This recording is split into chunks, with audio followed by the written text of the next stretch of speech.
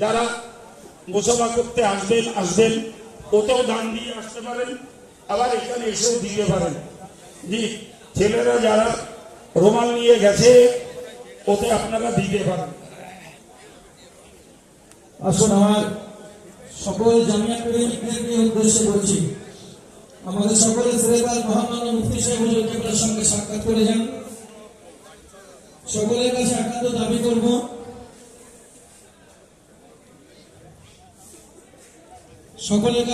দাবি করব, আপনারা সকলেই মহামান্য মুফতি সাহেব হুজুরের কাছে আসবেন, সালাম মুসাফা করে যাবেন।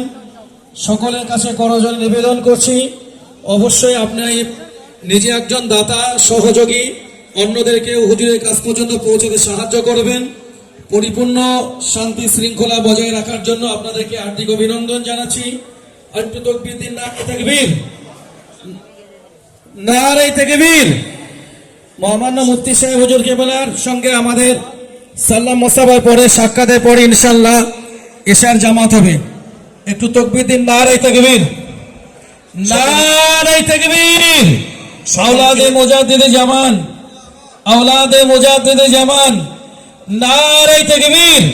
আল্লামা রুহুল আমিন স্মৃতি জামিয়া রহমানিয়া। সকলকে একটা কথা বলছি ভাই, আসন্ন রমজান মাসে প্রচুর মানুষ দান দিয়ে থাকেন।